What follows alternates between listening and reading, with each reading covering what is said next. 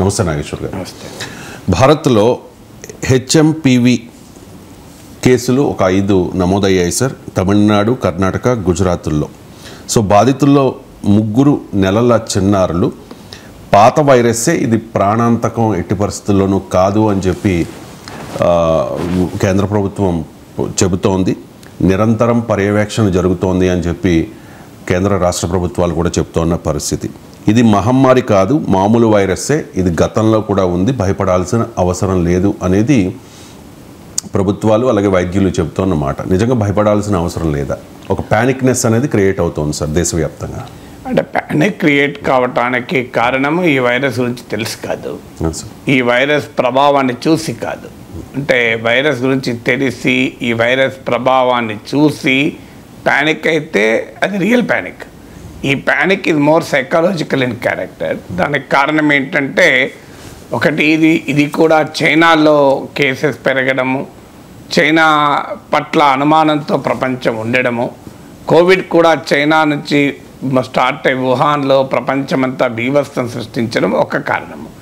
రెండో కారణం ఏంటంటే మనకు పాండమిక్ మహమ్మారి కోవిడ్ అనుభవము ఇంకా మన మైండ్స్లో ఫ్రెష్గా ఉండడము, ఆ లాక్డౌన్లు, ఆ భయంకరమైన పరిస్థితులు ఇవన్నీ మనం అనుభవించి ఉన్నాం. రెండో కారణం. అందువల్ల ఈ ప్యానిక్ బేసిస్ సైంటిఫిక్ కాదు, మోర్ సైకలాజికల్. సైంటిఫిక్ బేస్ ఎప్పుడవుతుంది అంటే ఈ వైరస్ను స్టడీ చేసిన శాస్త్రవేత్తలు ఇది చాలా ప్రమాదకరమని గుర్తించినప్పుడు, లేదా అనుభవంలో ఇది చాలా విస్తృతంగా మన పైన ప్రభావం చూపుతున్నప్పుడు ఆ ప్యానిక్ నిజమైన ప్యానిక్. ఇది నిజమైన ప్యానిక్ కాదు, ఇది సైకలాజికల్ ప్యానిక్, ఇది ఎమోషనల్ ప్యానిక్. అంటే ఒక భయోత్పాతాన్ని చూసిన ఎవరైనా ఒక భయోత్పాతం వస్తుందేమోనన్న అనుమానం ఉండడంలో ఆశ్చర్యం లేదు.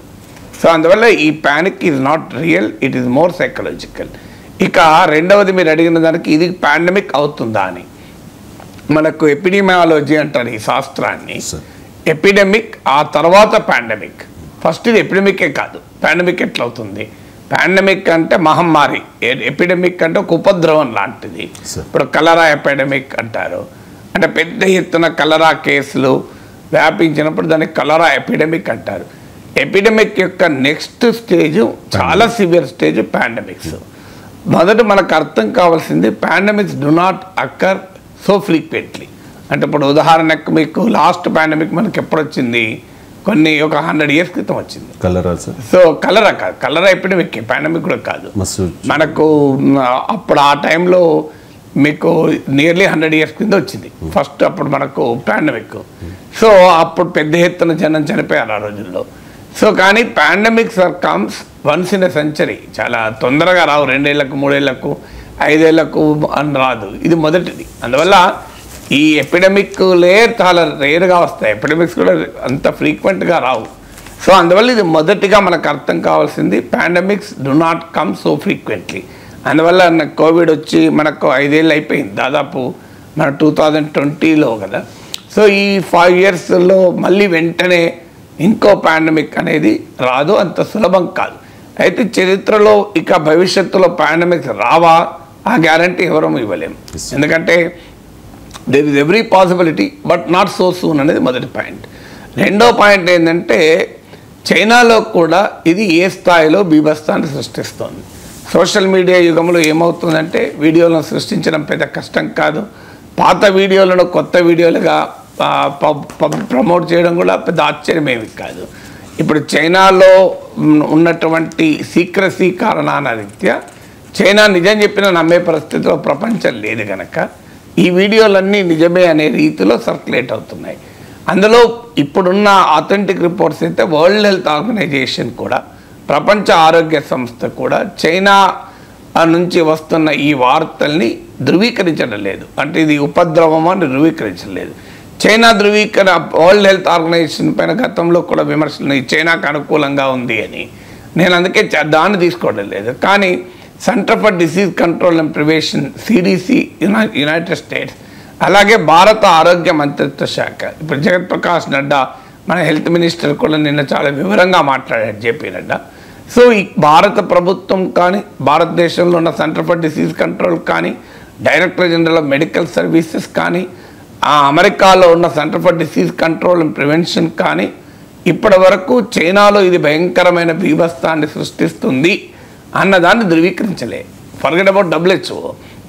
ఎందుకంటే అమెరికా కానీ ఇండియా కానీ చైనాకు వంతపాడాల్సిన అవసరం లేని దేశాలు కనుక ఈ రెండు దేశాల వైద్య వ్యవస్థల ధృవీకరణ అనేది చాలా కీలకం.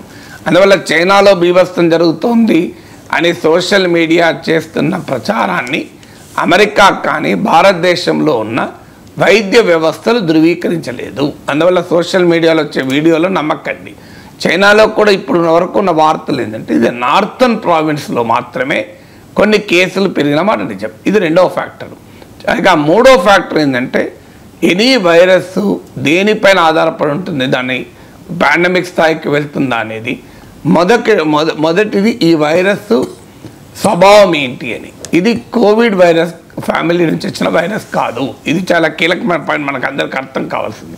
శాస్త్రవేత్తలు చెప్పేది వైరస్లు కూడా డిఫరెంట్ ఫ్యామిలీస్ నుంచి వస్తాయి. ఇది RSV అనే వైరస్ ఇప్పటికే మనకు ప్రపంచంలో సర్క్యులేట్ అవుతూ ఉంది. RSV అనే ఫ్యామిలీ, RSV ఇప్పుడు HMPV human metapneumovirus ఒకే ఫ్యామిలీకి చెందినవి. కోవిడ్ అనేది వేరే ఫ్యామిలీకి చెందింది. ఇప్పుడు మీకు అది ఎనిమల్స్లో కూడా ఒకే ఫ్యామిలీ ఉంటుంది, వెజిటబుల్స్లో కూడా ఒకే ఫ్యామిలీ ఉంటుంది. ఇప్పుడు మీకు చిక్కుడుకాయ, అలచంతకాయ, బొబ్బర్లు ఇవన్నీ ఒకే రకంగా ఉంటాయి. అందువల్ల this is a similar family కాదు, కోవిడ్ ఫ్యామిలీ వైరస్ కాదు ఇది. అందువల్ల ఆ మ్యుటేషన్ ఏదో అనుకొని కరోనా యొక్క రూపాంతరాల్లో భాగం అనుకుంటే పొరపాటు. రూపాంతరం కాదు, ఫ్యామిలీయే వేరు. ఇది మనకు థర్డ్ ఫ్యాక్టర్. ఫోర్త్ ఫ్యాక్టర్ ఏంటంటే ఈ వైరస్ గురించి మనకు ఇప్పటికీ తెలుసా తెలియదా. తెలిస్తే దానికి తగ్గట్టుగా మన ప్రిపరేషన్ అవుతుంది, తెలియకపోతే మనం ప్రిపేర్ కాలేము. సో ఇక్కడ HMPV గురించి మనకు పూర్తిగా అవగాహన ఉన్న వైరస్ ఇది. It is not a new virus. 2001లో నెదర్లాండ్స్లో స్టార్ట్ అయింది ఇది. అంతకుముందు కొన్ని పరిశోధనల ప్రకారము దీని స్ట్రెయిన్స్ ఈవెన్ 1950స్లోనే కనుగొన్నారని. అఫీషియల్గా కేసు నమోదైంది మాత్రం 2001లో నెదర్లాండ్స్లో మొట్టమొదటి కేసు అఫీషియల్గా నమోదైంది.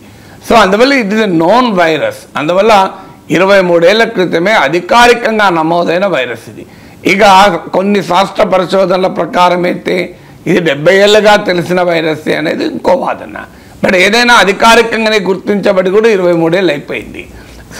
ఇందుకు భిన్నంగా కోవిడ్ వైరస్ అనేది ఆల్ ఆఫ్ ఎ సడన్ మనం చూసిన వైరస్ కాదు, శాస్త్రవేత్తలు చూడని వైరస్.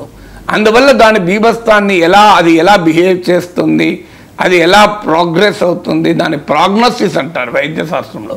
ఆ ప్రాగ్నోసిస్ అనేది మనకు తెలియదు. అందువల్ల అంత బీభత్సం సృష్టించింది. ఇది 4వ ఫ్యాక్టర్. 5వ ఫ్యాక్టర్ ఏంటంటే ఆ వైరస్కు మనకు ఇమ్యూనిటీ ఉందా లేదా. ఎందుకంటే మనం గతంలో కూడా కోవిడ్ అప్పుడు చదువుకున్నాం, ఒక వైరస్కు మనకు ఇమ్యూనిటీ ఉంటే అది వ్యాక్సిన్ రూపంలో అక్వైర్డ్ ఇమ్యూనిటీ కావచ్చు, ఎక్స్పోజర్ రూపంలో ఇమ్యూనిటీ కావచ్చు.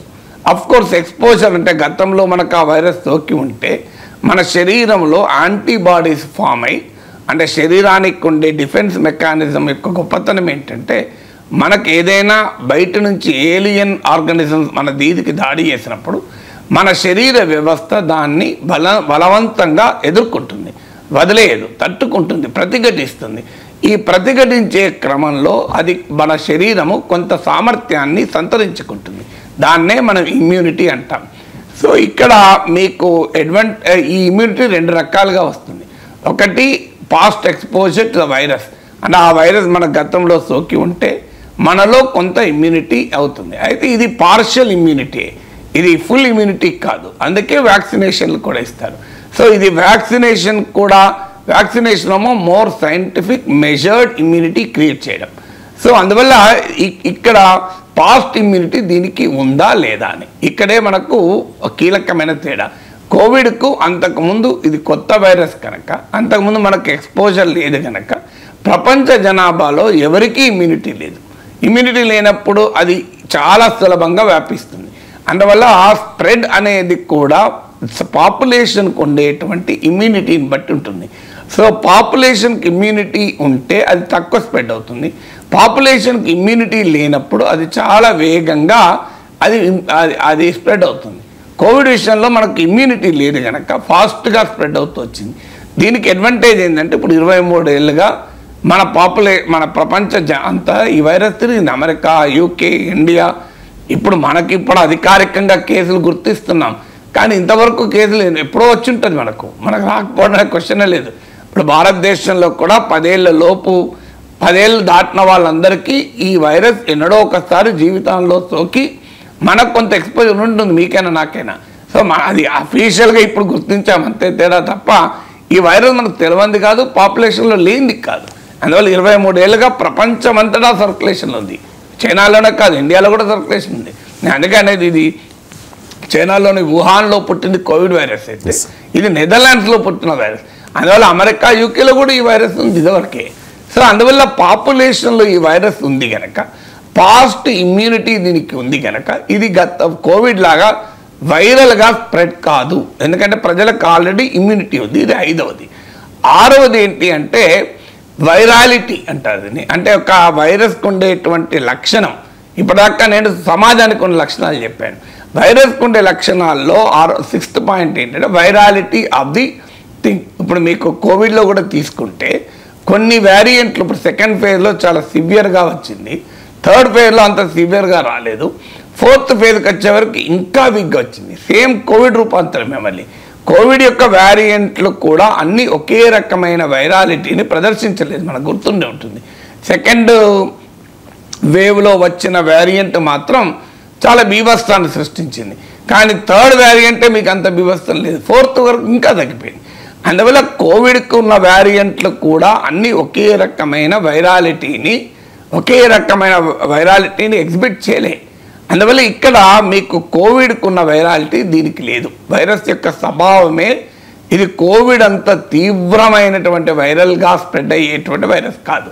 రెండు ఒకే రకంగా స్ప్రెడ్ అవుతాయి. ఇప్పుడు ఉదాహరణకు రెస్పిరేటరీ డ్రాప్లెట్స్ అంటారు. అంటే మనం మాట్లాడినప్పుడు, మనం దగ్గినప్పుడు, అంటే ఈ వైరస్ సోకిన పేషెంట్ దగ్గినప్పుడు, తుమ్మినప్పుడు ఆ డ్రాప్లెట్స్ పడతాయి. ఆ డ్రాప్లెట్స్కు డైరెక్ట్ ఎక్స్పోజర్ అయినప్పుడు కోవిడ్ అయినా ఇదైనా పెరుగుతుంది. అలాగే కంటామినేటెడ్ సర్ఫేసెస్ అంటారు. ఇప్పుడు నాకు ఈ వైరస్ సోకుంటుంది, నేను దగ్గుతాను, తుమ్ముతాను, అది టేబుల్ మీద డ్రాప్లెట్స్ పడతాయి. నా తర్వాత ఇంకో విశ్లేషకుడు వచ్చి కూర్చుంటాడు, ఆయన పొరపాటున ఇక్కడ చేయి పెట్టాడు, దానిపైన చేయి పెట్టి దాని ముక్కునో కన్నో రాసుకున్నాడు అనుకోండి. సో కంటామినేటెడ్ సర్ఫేసెస్ వల్ల కూడా స్ప్రెడ్ అవుతుంది. ఈ స్ప్రెడ్ యొక్క మెథడ్ ఒకటే. అంటే కోవిడ్ అయినా అలాగే స్ప్రెడ్ అవుతుంది, హెచ్ఎంపీవీ అయినా స్ప్రెడ్ అవుతుంది, ఆ మాటకొస్తే చాలా రెస్పిరేటరీ వైరస్ అలాగే స్ప్రెడ్ అవుతాయి. కానీ ఇక్కడ తేడా ఏంటి అంటే మీకు కోవిడ్ స్ప్రెడ్ అయినంత వేగంగా స్ప్రెడ్ అయ్యే స్వభావం దీనికి లేదు. కోవిడ్లోనే అన్ని రూపాంతరాలకు ఒకే రకంగా లేదు. Covid all variants of Covid did not spread virally. కొన్ని బాగా ఎక్కువ స్ప్రెడ్ అయినాయి, కొన్ని తక్కువ స్ప్రెడ్ అయినాయి. ఇది కోవిడ్ అంతా వైరల్గా స్ప్రెడ్ కాదు. అంటే పాస్ట్ ఇమ్యూనిటీ ఉండడమే కాదు, వైరస్ స్వభావరీత్యా కూడా అంత వేగంగా స్ప్రెడ్ అయ్యేటువంటి వైరస్ కాదు. ఎందుకంటే దీని హిస్టరీ తెలుసు కనుక మనకు. 23 ఏళ్ల కింద ఎప్పుడో పాండమిక్ వచ్చేది కదా, ఇది ఇవాళ కాదు కదా, 2001లో కనుగొన్న వైరస్. సో ఇవాళ పాండమిక్ వచ్చేది 23 ఏళ్ళ పాండమిక్ రాకుండా ఉంటుందా? వైరస్ అంత నిజంగానే ప్రమాదకరం అయితే ఎప్పుడో మనకు పాండమిక్ వచ్చి ఉండేది. ఇక 7వది సివియారిటీ. అంటే వైరాలిటీ మాత్రమే కాదు, దాని సివియారిటీ ఏంటి అంటే అది ఎంత భయంకరమైన తీవ్రతను క్రియేట్ చేస్తుంది అని. ఇప్పుడు మీకు కోవిడ్కి వచ్చే వరకు సమస్య ఎక్కడ వచ్చింది? కొన్ని వల్నరబుల్ గ్రూప్స్లో ఇది చాలా ప్రాణాంతకంగా మారింది. అంటే సిమ్టమ్స్ మైల్డ్ నుంచి అసలు నో సిమ్టమ్స్ నుంచి, కొంతమందిలో నో సిమ్టమ్స్, కొంతమందిలో మైల్డ్ సిమ్టమ్స్, కొంతమందిలో సివియర్ సిమ్టమ్స్, కొంతమందిలో హాస్పిటలైజేషన్, కొంతమందిని ఐసీయూ వరకు కూడా తీసుకెళ్ళింది, ఆఖరి కొంతమందిని లేకుండా కూడా చేసింది. ఇది దానితో పోలిస్తే అంత సివియారిటీ క్రియేట్ చేయదు ఇది. అందువల్ల ఇప్పటి వరకు దీని హెచ్ఎంపీవీ యొక్క ప్రోగ్రెస్ను పరిశీలించిన శాస్త్రవేత్తలు, వైద్య నిపుణులు చెప్పేది ఏంటంటే ఇది కోవిడ్ అంత సివియారిటీని క్రియేట్ చేయదు. అందువల్ల ఇప్పటి వరకు మైల్డ్ ఇన్ఫెక్షన్స్ మాత్రమే క్రియేట్ చేసింది. అందువల్ల it is like a common cold. అంటే మనకు జలుబు, దగ్గు, బొంగురు గొంతు, సోర్ థ్రోట్, కొన్ని కేసుల్లో మాత్రమే ఫీవరు, ఇంకా కొన్ని కేసుల్లో మాత్రం బ్రీతింగ్ ప్రాబ్లమ్స్ వరకు పోవచ్చు. బ్రాంకైటిస్, న్యూమోనియా అనేది చాలా రేర్గా కూడా ఎక్స్టెండ్ కావచ్చు. అందువల్ల దీని సివియారిటీలో కూడా కోవిడ్తో పోలిస్తే వైరాలిటీలో తేడా ఉంది, సివియారిటీలో తేడా ఉంది. ఇక 8వది అక్రాస్ ద పాపులేషన్ ఎఫెక్ట్ చేస్తుందా, కొన్ని సెలెక్టెడ్ గ్రూప్స్లోనే ఇది ఎఫెక్ట్ చేస్తుందా అనేది. కోవిడ్కి వచ్చే సమస్య ఏంటంటే వల్నరబుల్ గ్రూప్స్లో ఎక్కువ ప్రభావాన్ని చూపినా అది అక్రాస్ ద పాపులేషన్ స్ప్రెడ్ అయింది. మీకు పిల్లల్లో స్ప్రెడ్ అయింది, పెద్దల్లో స్ప్రెడ్ అయింది, వయసున్న వాళ్ళలో స్ప్రెడ్ అయింది. ఆ మాటకు వస్తే కొంత పిల్లలు మోర్ ఇమ్యూనిటీ చూపెట్టారు. మీరు మనం ఆ రోజుల్లో మనం చర్చించుకున్నాం కూడా కోవిడ్. సో కానీ దీనికి ఉన్న స్వభావం ఏంటంటే 8వ పాయింట్, కోవిడ్ లాగా పాపులేషన్లోని అన్ని గ్రూపుల్లోకి ఇది స్ప్రెడ్ అయ్యే స్వభావాన్ని రిలేటివ్లీ తక్కువ. ఇది ఇప్పటి వరకు ఉన్న అనుభవం ఏంటంటే very young children and very old people, అంటే below 5 years to above 65 years, మరి ఇంకా కావాలంటే బిలో 14 years. అందుకే మీరు గమనించండి, ఇప్పుడు రిపోర్ట్ అయిన 5 కేసుల్లో కూడా ఒక బిడ్డ 8 సంవత్సరాల శిశువు, 8 నెలల శిశువు. మీకు కేసులు అన్నీ చూడండి, 5లో 3 వెరీ యంగ్ పిల్లలు. సో అందువల్ల ఇది భయపడడానికి కూడా అదే కారణం. ఎందుకంటే వెరీ యంగ్ పైన వెరీ ఓల్డ్ పైన మనకి ఎక్కువ టెన్షన్ కూడా ఉంటుంది. కానీ అదొక అడ్వాంటేజ్ కూడా ఏంటంటే ఇది పాపులేషన్లోని అన్ని గ్రూపుల్లోకి ఇది ఎక్స్పాండ్ అయిన చరిత్ర లేదు దీనికి. ఇది కొన్ని మోస్ట్ వల్నరబుల్ గ్రూప్స్ అయినా very young and very old పైన ఎక్కువ ప్రభావం చూపుతుంది. అందుకే మిగతా మీకు మిడిల్ ఏజ్ మీద ఇది ఎక్కువ ప్రభావం చూపడం లేదు ఇది హెచ్ఎంపీ. ఇది 8th ఫ్యాక్టర్. 9th ఫ్యాక్టర్ ఏంటంటే వైరల్ మల్టిప్లికేషన్ అంటారు. అంటే ఒక వైరస్ నిరంతరం మార్పు చెంది మ్యుటేషన్ అంటారు. వైరస్లు చాలా వేగంగా మ్యుటేట్ అవుతూ ఉంటాయి, కొత్త కొత్త వేరియంట్లు క్రియేట్ అవుతూ ఉంటాయి. ఆ వేరియంట్లు మనము జినోమిక్ ఎనాలిసిస్ అంటారు, దాని జన్యుపరమైన విశ్లేషణ చేస్తూ ఉంటారు. చేసి ఇది వైరాలిటీ ఎంత, సివియారిటీ ఎంత, దీనికి మ్యుటేషనల్ కెపాసిటీ ఎంత అని. కోవిడ్తో పోలిస్తే హెచ్ఎంపీవీకి ఉన్న మ్యుటేషనల్ కెపాసిటీ కూడా రిలేటివ్లీ తక్కువగా కనబడుతుంది. కోవిడ్ చాలా వేగంగా మ్యుటేట్ అవుతూ వచ్చింది. సో కానీ ఇప్పుడు హెచ్ఎంపీవీ 23 ఏళ్ళుగా పాపులేషన్లో ఉంది. ఎన్ని రూపాంతరాలు రావాలి ఇప్పటికీ? ఎందుకంటే దాని మ్యుటేషన్ యొక్క లక్షణం ఏంటి? మన శరీరంలో ప్రవేశించి మళ్ళీ బయటకు వచ్చే వరకు అది కొత్త రూపాంతరాన్ని సంతరించుకుంటుంది. సో అందువల్ల ఇది అంత మ్యుటేషన్ మీకు కాదు అంటున్నారు శాస్త్రవేత్తలు. So I'm just summarising what the doctors and experts are telling. ఇక 10వది ప్రిపేర్నెస్ ఆఫ్ ద సిస్టమ్.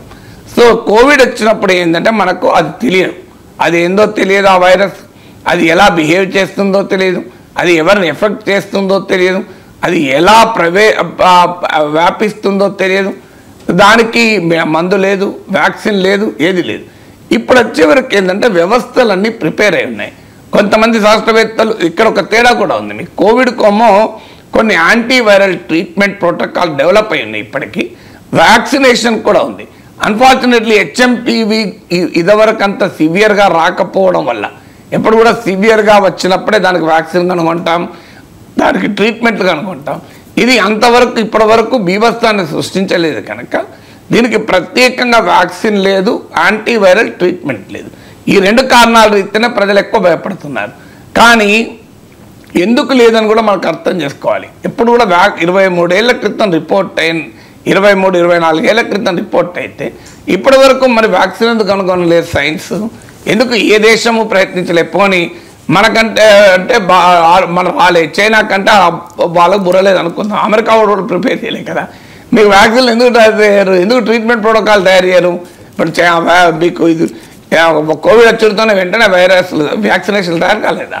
అంటే అది అంత సివియరిటీ లేదు కనుక ఎవరు పట్టించుకోలేదు. అందువల్ల ఇప్పుడు ఈ సిస్టమ్ ప్రిపేర్ అయి ఉంది. కొంతమంది సైంటిస్టులు ఇది మళ్ళీ ధృవీకరించాలి. 1-2 సైంటిస్టులు చెప్పేది ఏంటంటే కోవిడ్ వ్యాక్సినేషన్ తీసుకొని ఉంటే కోవిడ్ ట్రీట్మెంట్లు తీసుకున్న వారికి ఎంతో కొంత ఇమ్యూనిటీ ఉంటుంది అంటున్నారు. ఇది పూర్తిగా ఎస్టాబ్లిష్ కాలేదు, but some experts are believing అంటే కోవిడ్ వ్యాక్సిన్ 3 డోసుల వ్యాక్సినేషన్ తీసుకున్న వారికి హెచ్ఎంపీవీ నుంచి కూడా ఎంతో కొంత ప్రొటెక్షన్ ఉంటుంది అని. But still that has to be validated by further research. కానీ మన హెల్త్ సిస్టమ్ ప్రిపేర్ అయి ఉన్నాయి. ఇప్పుడు ఇదివరలాగా పానిక్ అయ్యే పరిస్థితి లేదు. ఎందుకంటే కోవిడ్ అనుభవం ఉంది, సమాజంలో దీనిపైన అవగాహన ఉంది, ఎలా ఎదుర్కోవాలో తెలుసు. అందువల్ల ఇది ఇప్పుడు నేను చెప్పిన 10 కారణాల రీత్యా పాండమిక్ అవకాశం లేదు. ఇప్పటి వరకు WHO కూడా చెప్పలేదు, America centre for disease control చెప్పలేదు, మన భారత ప్రభుత్వం చెప్పలేదు. ఎవరు చెప్పనప్పుడు సోషల్ మీడియాలో టామ్ డిక్ అండ్ హ్యారీ ఊరు పేరు లేనోడు వాడు సోర్స్ లేకుండా ఏదో సర్క్యులేట్ చేసి వీడియోలు సర్క్యులేట్ చేసి పనికిమాలన్నీ సర్క్యులేట్ చేసి నమ్మకండి.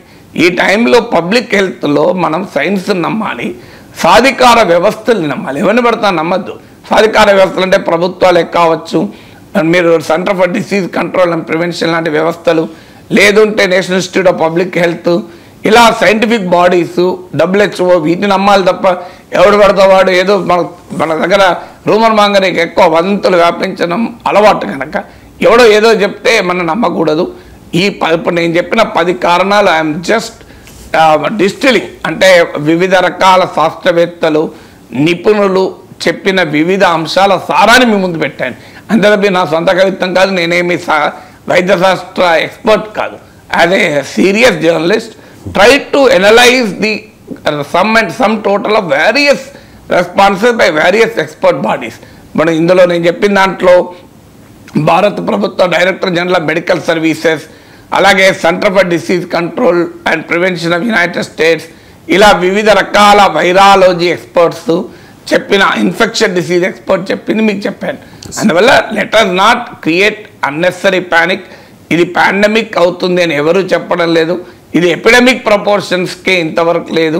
ఇండియాలో 5 కేసెస్ వచ్చేవరకు కొంత టెన్షన్ ఉంటుంది. నేను చెప్పినట్లు ఈ టెన్షన్ కారణం మన గతంలో ఉన్న పాండమిక్ అనుభవం నుంచి మనం బయటపడలేదు. మళ్ళీ ఇది చైనాలో కేసులు పెరగడం రావడం రెండవది. మూడవది ఇది very young and very old, వాళ్ళు చాలా మనకు ఇష్టమైన వాళ్ళు కనుక, ఎందుకంటే మనకు వచ్చినా మనం తట్టుకోగలం. కానీ ఇప్పుడు నాకు HMPV కాదు, దాని తాత వచ్చినా నేను భయపడను. కానీ నా మనవరాలకో నా మనమనికో మా అమ్మకో మా అమ్మమ్మకో వచ్చిందంటే నేను చాలా టెన్షన్ పడతాను. ఎందుకంటే మనకున్న చాలా ఇష్టమైన వాళ్ళ కుటుంబంలో మన పెద్దవాళ్ళు, మన పిల్లలు, సో ఈ ఇద్దరి పట్ల మనకు చాలా ఎక్కువ ప్రేమ ఉంటుంది కనుక మనం ఎక్కువ భయపడుతున్నాం. తర్వాత దీనికి యాంటీవైరల్ ట్రీట్మెంట్ లేవు, వ్యాక్సినేషన్ లేదని ఎక్కువ భయపడుతున్నాం. అంతే తప్ప ఇది పాండమిక్గా మారిపోతుంది కనుక భయపడలేదు. It is not scientific belief. ఈ ప్యానిక్ కారణం సైంటిఫిక్ కాదు, ప్యానిక్ కారణం ఎమోషనల్ అండ్ సైకాలజీ. ఎమోషనల్ ఏంటంటే ఇది చిన్నపిల్లల్లో వచ్చే వరకు, శిశువుల్లో వచ్చే వరకు, పెద్దవాళ్ళు వచ్చే వరకు ఎమోషనల్. మీకు సైకలాజికల్ ఎందుకు? ఆల్రెడీ మనకు వచ్చిన భయం ఉండడం వల్ల సైకలాజికల్.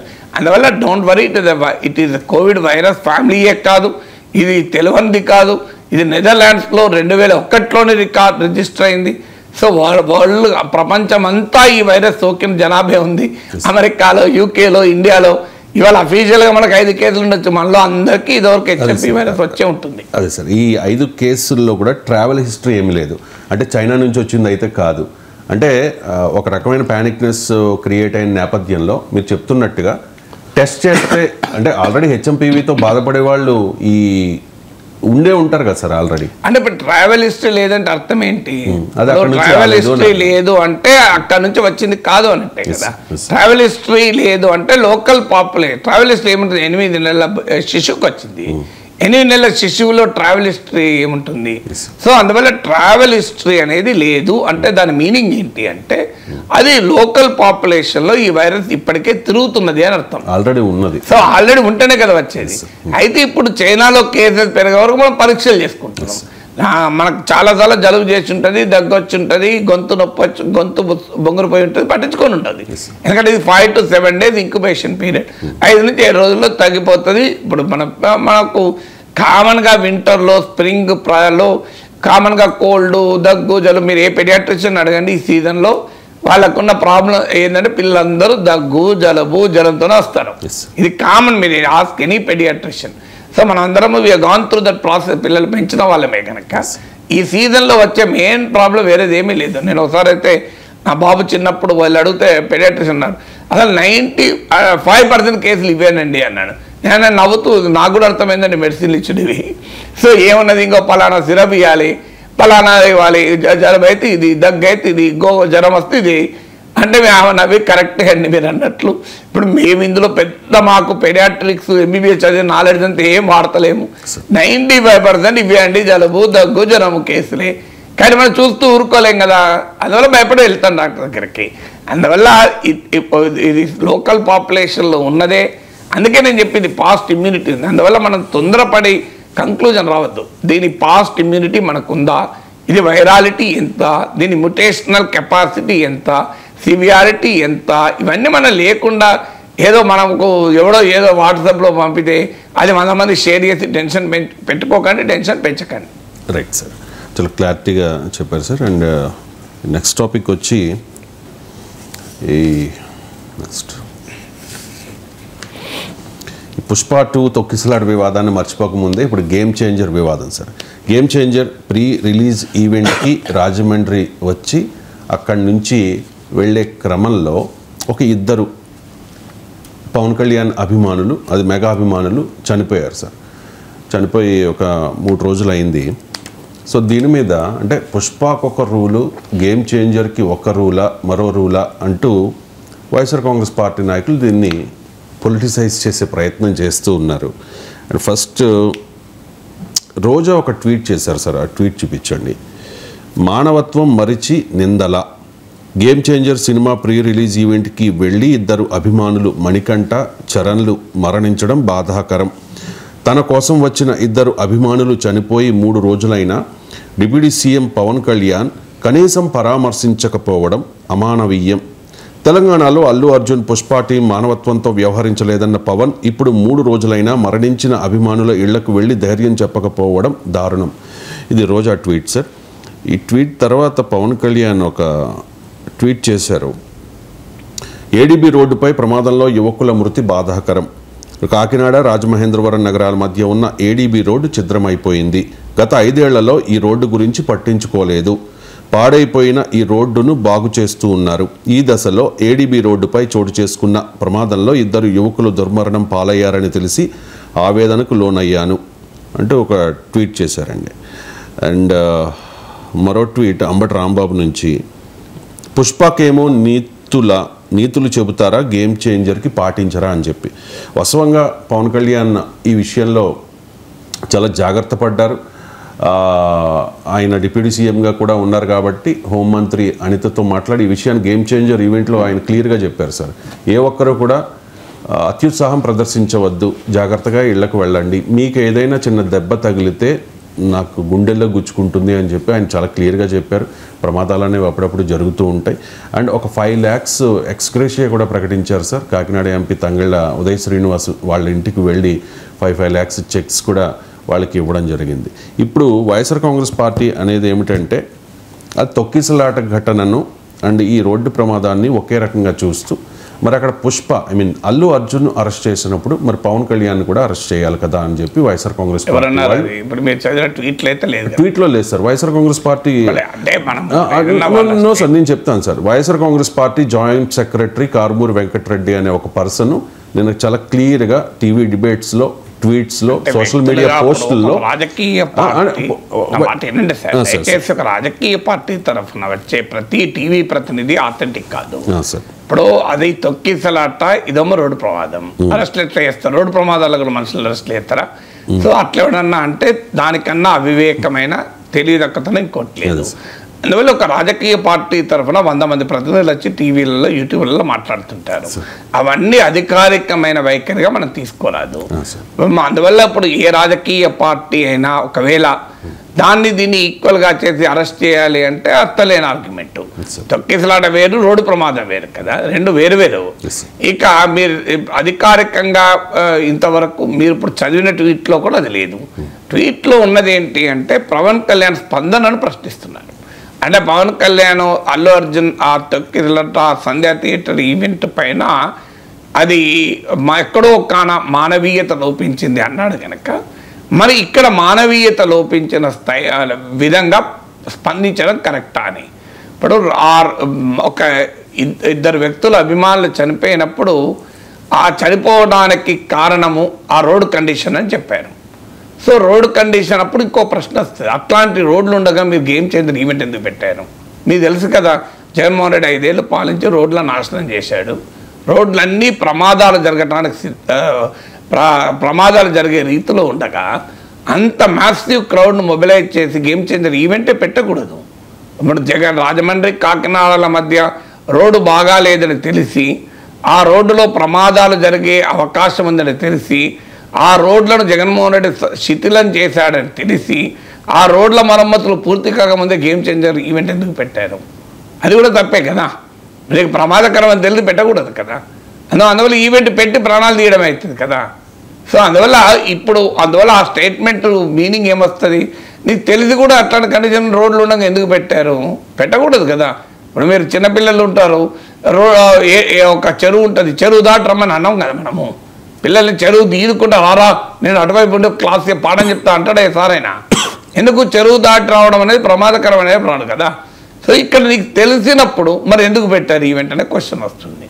ఈవెంట్ పెట్టడమే తప్పు కదా అని. తర్వాత రోడ్ కండిషన్ బాగలేదు కనుకనే ఇప్పుడు యాక్సిడెంట్ ఏమైనా పోస్ట్ మార్టం జరిగిందా, రోడ్ కండిషన్ వల్లనే అయిందా, డ్రైవింగ్ చేసిన వ్యక్తి తప్ప, వెహికల్ ప్రాబ్లమా, ఇదేదైనా ఎస్టాబ్లిష్ అయిందా? ఏది లేకుండా నువ్వు వెంటనే రోడ్ కండిషన్ పైన అంటే అది కూడా చనిపోయిన వ్యక్తి మొదలు సంతాపం తెలపడం ఇవన్నీ వదిలేసి పొలిటికల్ స్టేట్మెంట్లు ఇస్తే అది అమానవీయం అవుతుంది. అందువల్ల అక్కడ ప్రశ్న వస్తుంది. అందువల్ల మొదలు ఇలాంటి సందర్భాల్లో దానికి కారణాలు వెతకద్దు. ఫస్ట్ ఒక రోడ్డు ప్రమాదం జరిగింది, దానికి ఆవేదన వ్యక్తం చేయాలి. అభిమానుల దగ్గరికి పవన్ కళ్యాణ్ పోవాలా, పోవడమా? ఇక్కడ పవన్ కళ్యాణ్ అన్నాడు కదా, అల్లు అర్జున్ అయినా అల్లు అర్జున్ తరఫున ఎవరైనా పోవాలి అని. అందువల్ల పవన్ కళ్యాణ్ తరఫునే ఇప్పుడు కాకినాడ ఎంపీ వెళ్తే ఓకే. అందువల్ల ఇష్యూ ఏంటంటే ప్రతిదాన్ని పొలిటిసైజ్ చేయకూడదు. కొన్ని ఈవెంట్ జరిగినప్పుడు ఇన్సిడెంట్ జరిగింది, దానికి ఇఫ్స్ అండ్ బర్త్స్ లేకుండా సంతాపం తెలిపితే అయిపోతుంది కదా. దాన్ని రోడ్లతో లింక్ చేసినప్పుడు ఈ ప్రశ్నలన్నీ వస్తాయి. మరి ఈ రోడ్లు అలా ఉన్నాయని తెలిసి ఎందుకు పెట్టినావు? మరి అలా రోడ్ ఇప్పుడు ఏ పోస్ట్ మార్టంలో తేలిందా రోడ్డు కండిషన్ వల్లనే?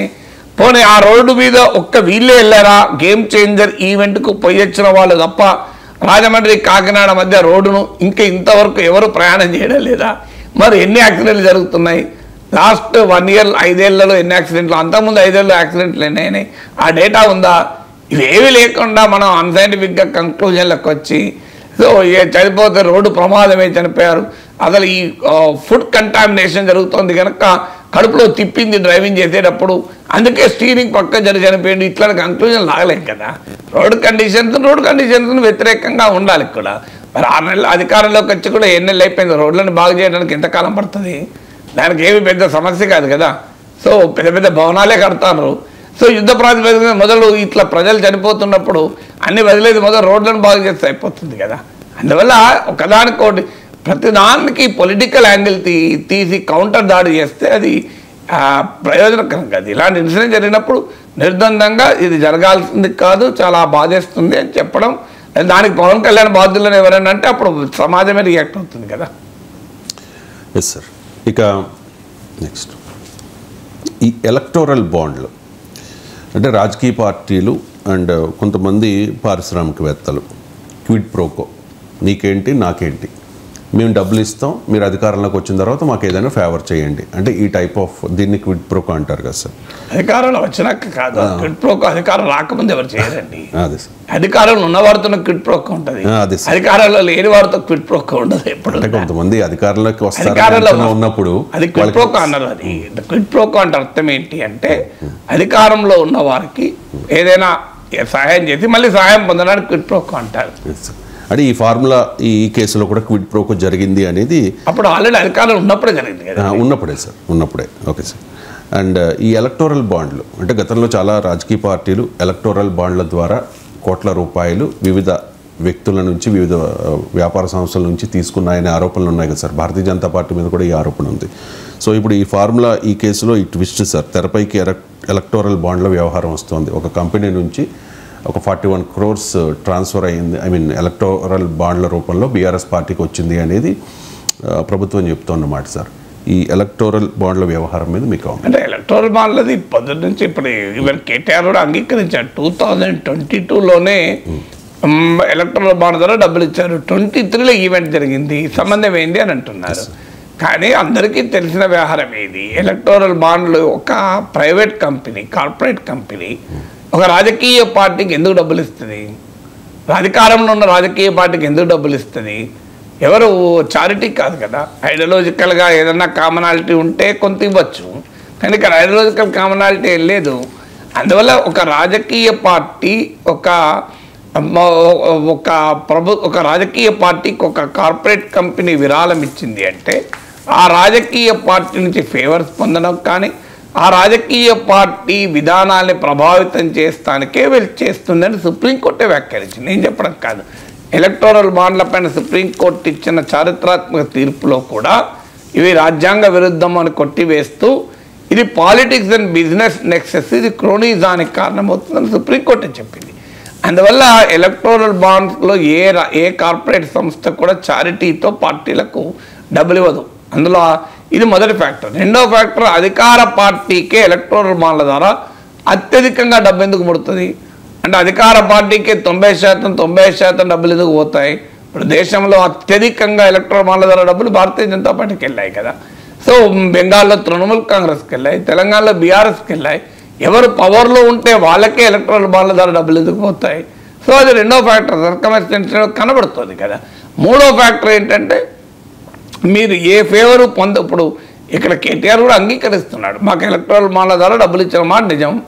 ఆ కంపెనీకి 1 year తర్వాత ఈ ఫార్ములా ఈ కార్ కేసులో కాంట్రాక్ట్ ఇచ్చారు కదా, దానికి సంబంధం ఏంటి అని అంటే ఈ కార్పొరేట్ సంస్థలకు మరి ఆ రెండింటికి మధ్య లింక్ ఉందా లేదా అనేది ఎస్టాబ్లిష్. ఏ లింకు లేకుండా ఎందుకు డబ్బులు ఇస్తాడు ఎవరైనా అంటే ఏదో ఒకటి ఆశించే ఇస్తారు కదా అనే క్వశ్చన్ ముందుకు వస్తుంది. అందువల్ల the very scheme of electoral bonds itself is political కరప్షన్ను పెంచేటువంటి పనికిమాలిన స్కీమ్ అది. అందులో ట్రాన్స్పరెన్సీ కూడా లేదు. ట్రాన్స్పరెన్సీ లేకుండా ఎప్పుడు ఉంటావు? ఇప్పుడు నేను టీవీలో విశ్లేషిస్తున్నా, ఇంత బహిరంగంగానే విశ్లేషిస్తున్నా కదా. అదే నేను సిగరెట్ తాగాలనుకోండి, సిగరెట్ కూడా బహిరంగంగా తాగేవాళ్ళు ఉంటారు, గంజాయి తాగేవాడు బహిరంగంగా తాగుతాడు, ఆ చాటుకు మాట తాగుతాడు. అందువల్ల చాటుకు మాటకు జరిపే కార్యక్రమం ఏది కూడా సరైన కార్యక్రమం కాదు, చీకటి దందానే అవుతుంది. ఎలక్ట్రల్ బాండ్ యొక్క దాని క్యారెక్టర్ స్ట్రక్చరే చీకటి దందా. దాంట్లో సమాచారాన్ని సీక్రెట్గా పెడతారు. ఎందుకు పెట్టాలి సమాచారం సీక్రెట్గా? పబ్లిక్గా ఓపెన్గా పెడతలేరంటే మీకు ఏదో తప్పుడు పని చేస్తేనే కదా పెట్టారు. అందువల్ల ఏ రకంగా చూసినా electoral bonds independent of formula ఈ కార్ కేసు, బీఆర్ఎస్, కేటీఆర్ దీనికి సంబంధంతో లేకపోయిగా చూసినా ఎలక్టోరల్ బాండ్ ఇది పొలిటికల్ కరప్షన్కు ఒక ఉదాహరణ. అందులో ఎవరికి అనుమానాలు లేదు. ఇది పొలిటికల్ కరప్షన్కు క్రోనిజానికి పెంచినటువంటి ఒక పనికిమాలిన స్కీమ్. అందుకే సుప్రీంకోర్టు కొట్టేసింది.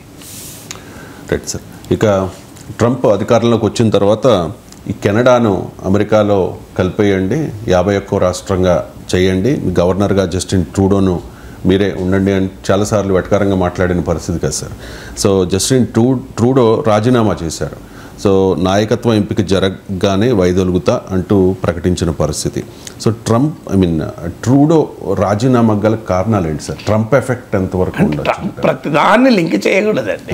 ట్రంప్ అన్నందుకు ట్రూడో రాజీనామా చేస్తాడు, ఆయన్ని ట్రంప్ అన్నందుకు ట్రూడో రాజీనామా ఎందుకు చేస్తాడు? అంటే దిగుమతుల మీద సుంకాలు ఇండియా మీద కూడా ఉన్నారు. మోడీ రాజీనామా చేశాడా? ఇండియా కూడా మీద కూడా పెడతా అన్నాడు కదా, ఇంకెక్కువ పెడతా అన్నాడు కెనడా కన్నా. ఇప్పుడు కెనడా కన్నా ఎక్కువ సుంకాలు భారతదేశం మీద వేస్తా అన్నాడు. మోడీ రాజీనామా చేశాడా? చైనా పైన సుంకాలు విధించాడు. జింపింగ్ రాజీనామా చేశాడా? బ్రెజిల్ పైన సుంకాలు విధించాడు. మరి బ్రెజిల్ ప్రెసిడెంట్ రాజీనామా చేశాడా? మనము అంత సూపర్ఫిషియల్గా లింక్ చేసి మాట్లాడకూడదండి. ఇప్పుడు మోడీ కూడా రాజీనామా చేయాలి కదా, మన పైన కూడా సుంకాలు పెట్టాడు కదా. అందువల్ల ట్రంప్ సుంకాలు పెడితే ప్రభుత్వాలు మారుతాయా అని, ఆమె సుంకాలు పెడితే దాన్ని ఎదుర్కొంటారు తప్ప సుంకాలు విధిస్తే ప్రభుత్వాలు మారుతాయి అనే కంక్లూజన్ చాలా ఆశ్చర్యకరమైంది. ట్రంప్ బెదిరింపుల వల్ల ట్రూడో రాజీనామా చేస్తాడా? సో ట్రంప్ బెదిరింపుల వల్ల ప్రపంచంలో ఏ దేశంలో ఎవరు రాజీనామా చేశాడు? సుంకాలు ఇవాళ కొత్తగా వచ్చాయా? ట్రంప్ 2016-20లో కూడా పెట్టాడు కదా సుంకాలు. మరి అప్పుడు ట్రూడో ఎందుకు అయ్యాడు ప్రైమ్ మినిస్టర్? అందువల్ల ఒకదానికి మనం ఎప్పుడు లింకులు చేయకూడదు. ట్రూడో రాజీనామాకు అనేక ఫ్యాక్టర్స్ ఉన్నాయి. ఒకటి, ఆయన పాపులారిటీ రేటింగ్ ఘోరంగా పడిపోయింది. ఆయన గెలిచినప్పుడు 63% of the people liberal party పట్ల, ట్రూడో నాయకత్వం పట్ల విశ్వాసాన్ని ప్రకటించారు. ఇప్పుడు తాజాగా వస్తున్నటువంటి రిపోర్ట్స్ అయితే 30% పడిపోయిందని, నిన్న మళ్ళీ ఒక ఒపీనియన్ పోల్ చూసాను 16% పడిపోయిందని. అందువల్ల నెక్స్ట్ అక్టోబర్ లోపల ఎన్నికలు ఉన్నాయి. ఈ అక్టోబర్ లోపల ఈ ఇయర్లోనే కెనడాలో ఎన్నికలు ఉన్నాయి. సో ట్రూడో నాయకత్వంలో గనక ఎన్నికలకు పోతే లిబరల్ పార్టీ గెలిచే అవకాశమే లేదు. ఇది ట్రూడో కూడా నిన్న వెళ్ళిపోతూ వీడుకోలు సందేశంలో కూడా చెప్పాడు. సో అది ఆయన కూడా క్లారిటీతో చెప్పాడు. అందువల్లనే ఇటీవల 24 మంది లిబరల్ పార్టీ వాళ్ళు 150 ఎంపీస్ ఉన్నారనుకుంటాను, 24 లిబరల్ పార్టీ ఎంపీస్ క్లియర్గా ట్రూడోకు అప్పీల్ చేశారు. నీవు ప్రైమ్ మినిస్టర్గా వైదొలగాలి, నీ నాయకత్వంలో ఎన్నికలకు పోతే ఓడిపోతాము అని. సో అందువల్ల చరిత్రలో కెనడా పొలిటికల్ హిస్టరీలో ఏ ప్రైమ్ మినిస్టరు, ఏ అధికార పార్టీ, ఏ ప్రభుత్వము ఇంతటి స్థాయిలో వ్యతిరేకతను అనుభవించడం లేదు. సో దీనికి అనేక కారణాలు ఉన్నాయి. పర్సనల్ స్కాండల్స్ నుంచి మొదలుకొని ఎకనామిక్ మిస్మేనేజ్మెంట్ వరకు. అంటే భారతదేశంతో ఘర్షణ పెట్టుకున్నందుకే ట్రూడో పరిస్థితి ఈ రకంగా వచ్చింది, ట్రంప్ సుంకాలు విధించడం వలన ఈ రకంగా వచ్చింది, ట్రంప్ గవర్నర్ ట్రూడో అని అనడం వల్లనే వచ్చింది. ఇవన్నీ సూపర్ఫిషియల్ కంక్లూషన్స్. భారతదేశంతో పెట్టుకున్నా పెట్టుకోకపోయినా ట్రూడో గతి ఇంతే అయ్యేది. సో వాస్తవంగా ట్రూడో పాపులారిటీ పడిపోతుంది కనుకనే తన పాపులారిటీ నిలబెట్టుకోవడానికి కెనడాలో ఉన్న సిక్ ఓటర్లను అపీల్ చేయడానికి, అది 1% ఉన్నా మంచిదే, అపీల్ చేయడానికి ఖలిస్తాన్ వాదులకు మద్దతు ఇచ్చాడు. అందువల్ల it is not the other way round. అంటే భారతదేశంతో ఘర్షణ పడినందుకే ట్రూడో ఏదో వెళ్ళిపోతున్నట్లు, మోడీతో పెట్టుకుంటే ఎవడైనా ఇంతే గతి అన్నట్టు ఉంటుంది అది. సో అందువల్ల మనతో ఘర్షణ వల్ల ట్రూడో పోడు, భారతదేశంతో ఘర్షణ వల్లనో ట్రంప్ వల్లనో ఇంకో ప్రైమ్ మినిస్టర్ ఎందుకు రాజీనామా చేస్తాడు. అది కెనడాలో ట్రూడో పాపులారిటీ రేటింగ్స్ బాగా దెబ్బతింటున్న సమయంలో తనకున్న సపోర్ట్ బేస్ని ఎంతో కొంత కల్పించుకోవడానికి ఖలిస్తాన్ వాదులకు అనుకూలంగా ట్రూడో వ్యవహరించాడు. సో అందువల్ల బేసిక్ పాయింట్ ఇది పర్సనల్ స్కాండల్స్ నుంచి మొదలుకొని లగ్జరీ రిసార్ట్లలో ప్రభుత్వ ధనాన్ని వృధా చేసి తన ఫ్రెండ్కి సంబంధించిన లగ్జరీ రిసార్ట్లో గడిపాడు నుంచి మొదలుకొని అనేక రకాలైనటువంటి వివాదాలు, వ్యక్తిగత వివాదాలతో చుట్టుకున్నాడు. ఎకానమీ భారీగా ఇబ్బందులు ఉంది. బడ్జెట్ డెఫిసిట్ చాలా తీవ్రమైన స్థాయికి వెళ్ళింది. బడ్జెట్ డెఫిసిట్ తీవ్రమైన స్థాయికి వెళ్ళినా ఎన్నికల్లో గెలవడానికి ప్రజలకు ఉచితాలు ఇచ్చే పని చేసినప్పుడు సొంత పార్టీ, సొంత కూటమి నుంచే వ్యతిరేకత వచ్చింది. ఈవెన్ ఫైనాన్స్ మినిస్టర్ రాజీనామా చేశాడు, హౌసింగ్ మినిస్టర్ రాజీనామా చేసి రాజకీయాల నుంచే విరమించుకుంటున్నాడు. మిత్రపక్షాలు ఆఖరికి మీకు లిబరల్ పార్టీకి అండగా ఉన్న ఖలిస్తాన్ వాదుల నాయకత్వంలో ఉన్న పార్టీ కూడా ట్రూడోకు మద్దతు ఉపసంహరించుకుంది. అందువల్ల కూటమిలో ఉన్న మిత్రపక్షాలు దూరం అవుతున్నాయి, సొంత పార్టీలో వ్యతిరేకత పెరుగుతోంది, వ్యక్తిగత స్కాండల్స్లో ఇరుక్కున్నాడు, పాపులారిటీ రేటింగ్స్ చరిత్రలో ఎన్నడూ లేని స్థాయికి పడిపోయాయి, ఎకానమీ చాలా బడ్జెట్ డెఫిసిట్ చాలా తీవ్ర స్థాయికి వెళ్ళింది. ఈ అంటే పొలిటికల్ ఎకనామిక్ క్రైసిస్ అన్నీ చుట్టుముట్టే వరకు ఇక ఈయన నాయకత్వంలో కనుక ఎన్నికలకు పోతే ఓడిపోవడం తథ్యమని ఎప్పుడైతే అధికార లిబరల్ పార్టీకి అర్థమైందో పార్టీ నుంచి ప్రెషర్ మొదలైంది, మిత్రపక్షాల నుంచి ప్రెషర్లు మొదలైంది కనుక ఆయన లిబరల్ పార్టీ నాయకత్వాన్ని రాజీనామా చేశాడు, ప్రైమ్ మినిస్టర్ కూడా రాజీనామా చేయాల్సి వచ్చింది. Right sir, thank you so much sir.